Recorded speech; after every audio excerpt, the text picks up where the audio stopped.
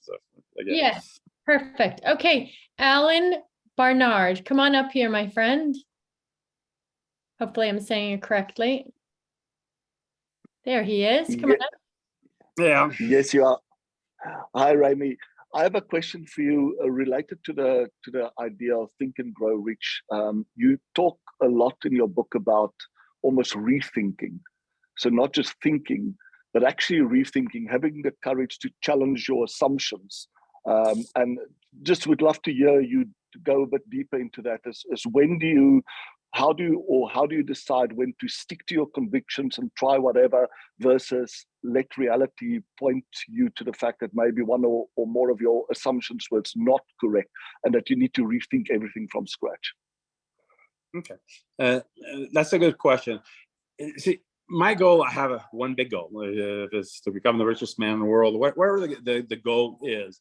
And then you find how to do it, the actions to do it. And again, it's very important in my life, my principle is more is lost through indecision than the wrong decision. So I live with that. It's in Think and Grow Rich. So when I decide to do something, like I usually don't know the business I'm in until that very same day, because I said, aha, this is a great idea. I'm going to start right away. And I start right away.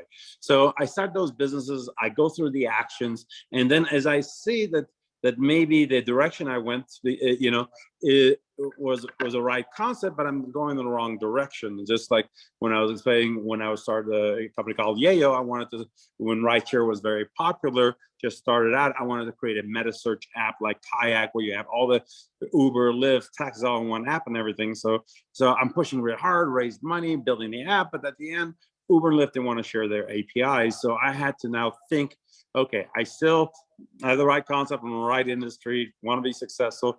I need to shift. What do people, I always think need and filling it. What does Uber and Lyft need, and what needs I could fill also for other people? And that's when I came up with, there's a lot of people who were underserved or subprime that couldn't get a car, but they needed a job. They needed a driver at Uber, and Uber needed drivers. So I started buying cars, renting these cars to Uber and Lyft, people to drive for Uber and Lyft, and I built that to a company I took public.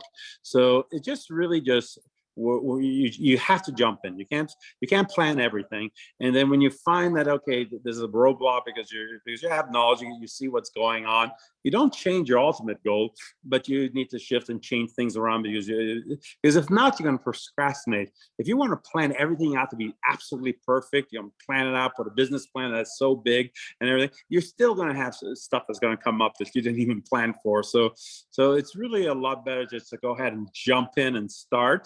Make the mistakes, shift, but don't give up. So one of the things of never ever giving up is part of the things that I talk about. So even like when you think of who was head of England at the time, the guy with a hat, World War II. His term was never ever give up. Was it?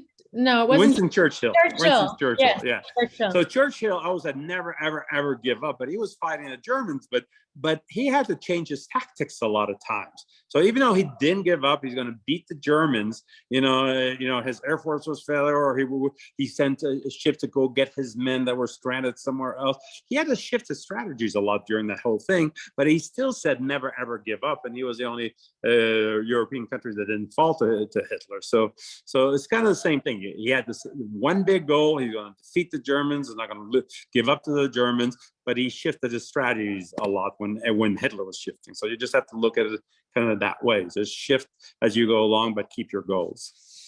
So important.